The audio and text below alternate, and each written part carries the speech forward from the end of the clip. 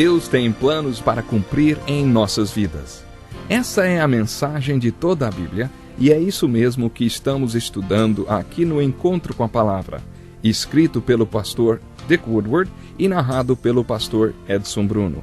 Fique atento a mais um programa que o Ministério Cooperativo Internacional leva a você. Com você agora, pastor Edson Bruno.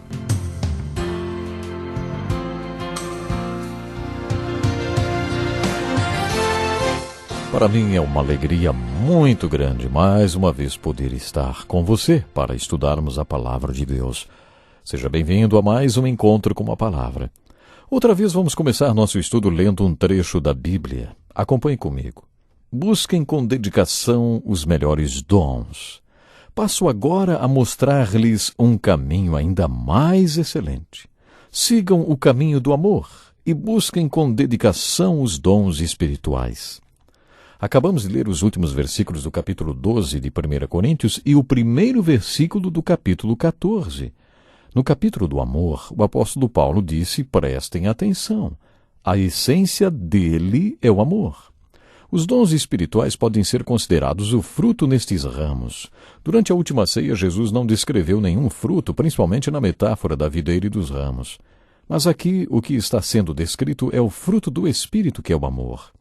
O fruto do Espírito na ponta daqueles ramos é mais esse amor do que os dons e ministérios. Quando pensamos em ser frutíferos, pensamos em ministérios. Talvez venha logo à nossa mente as pessoas a quem já discipulamos. É claro que ser frutífero inclui isso também, mas não é apenas isso. O fruto do Espírito é a expressão dele. Esta é a essência do fruto. Esta é a essência do que ele expressa através de nós. Bem no centro deste capítulo vemos a essência do fruto e também a essência da igreja. O que a igreja tem que ser e o que a igreja tem que fazer. Somos os ramos ligados à videira, expressão para o mundo do que ele é e quer fazer. O desafio que lanço agora é este. Você é um canal do amor, descrito por Paulo no capítulo 12 de 1 Coríntios? Acho que enquanto não descobrimos que não somos, mas que ele é, que não podemos, mas que ele pode, que nem mesmo queremos, mas ele quer, não chegamos a lugar nenhum como canais desse amor.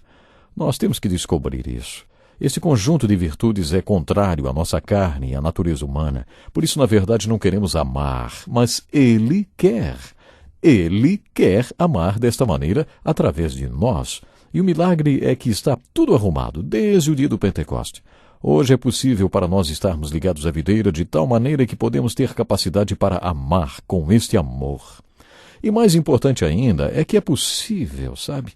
É possível para a videira nos encontrar, nós que somos seus ramos, e gerar este alinhamento conosco, porque Jesus deseja ardentemente ver este fruto mais do que nós.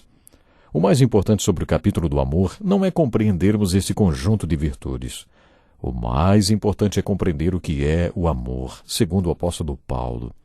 Quando isso acontecer, entendemos porque o amor supera todos os dons espirituais e todos os ministérios que recebemos através do Espírito Santo, e que é o amor que devemos seguir. Devemos buscar esse amor de todo o coração. Devemos também colocar nosso coração nos dons espirituais, mas devemos buscar o amor. Devemos buscar o amor porque Deus é amor.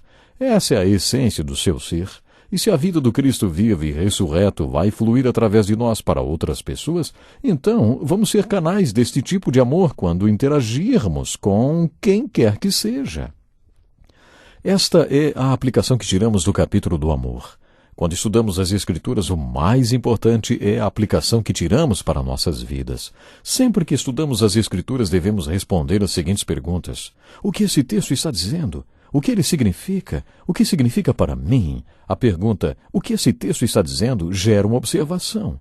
E o que ele significa, gera uma interpretação. O que significa para mim? Isso gera uma aplicação.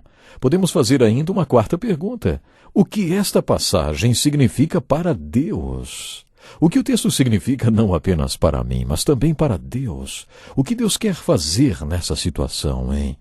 Tente aplicar o amor ágape no contexto de perguntas como esta.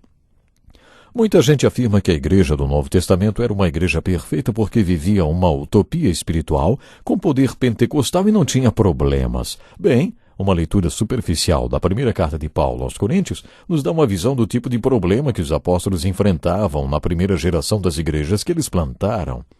Missionários que hoje plantam igrejas enfrentam os mesmos tipos de problema. Bebês dão maior trabalho, e bebês espirituais também.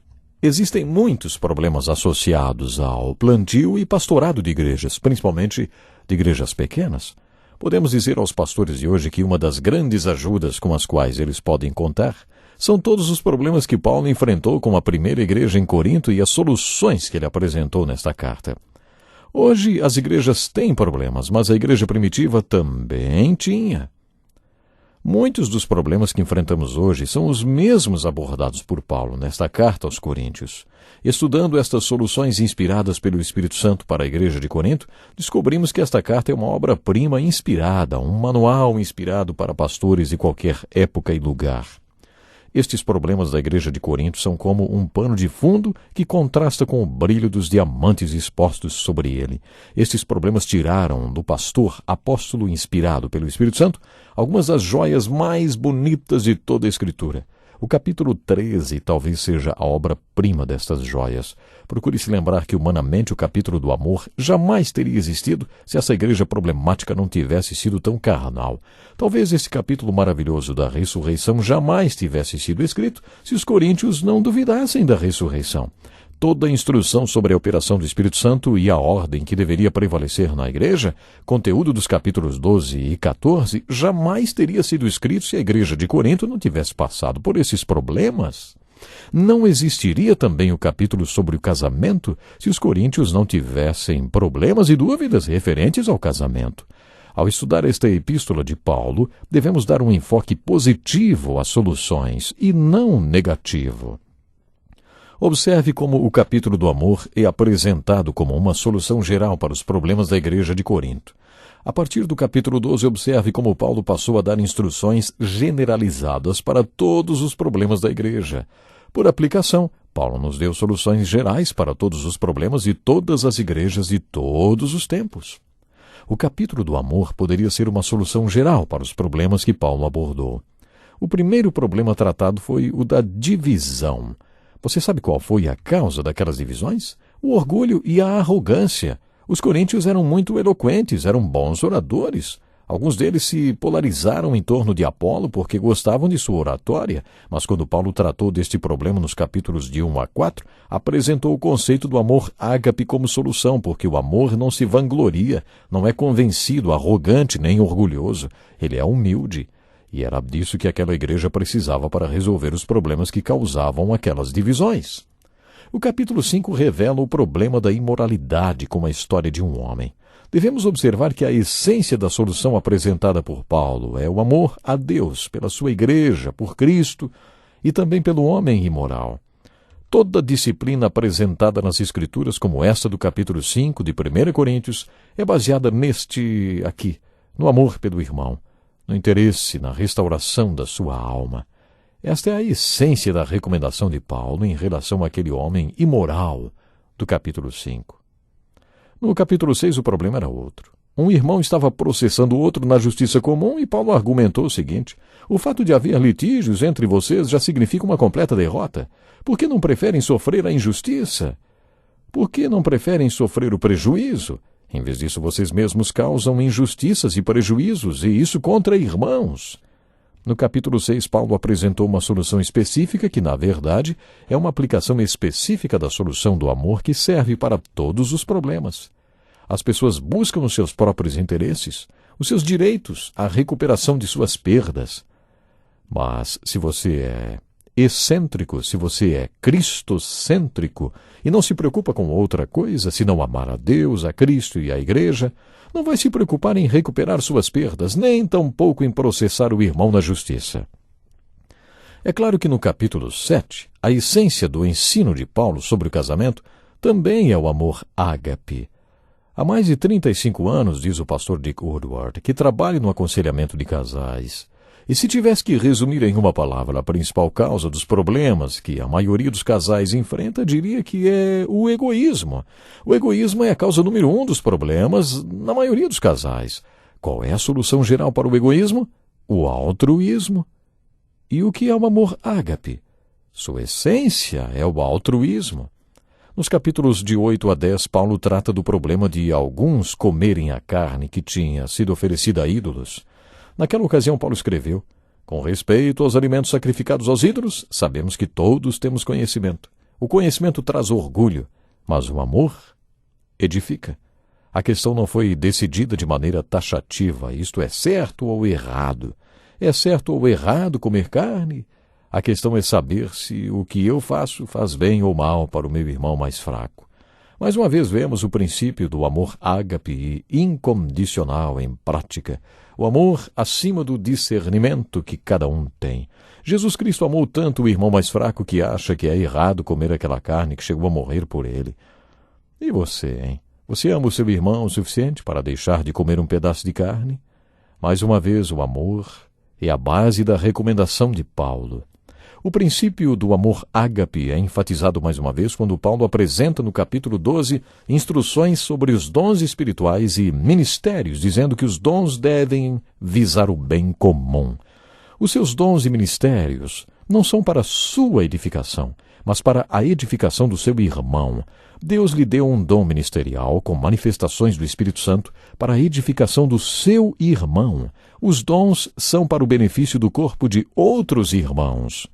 No capítulo 14, esse conceito de ajudar seu irmão e edificá-lo é mencionado 40 vezes. Isso é ou não é amor, hein?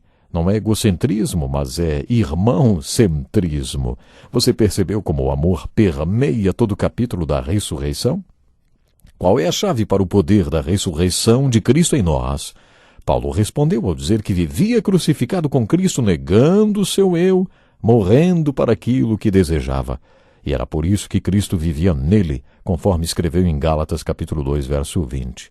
Quando iniciamos o capítulo da ressurreição e vemos a aplicação, também encontramos o conceito do amor.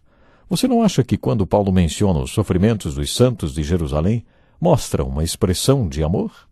Os judeus sempre deixavam as coisas mais difíceis para Paulo. Ele teve muita dificuldade para ser aceito. Vemos isso nos primeiros capítulos da carta aos Gálatas.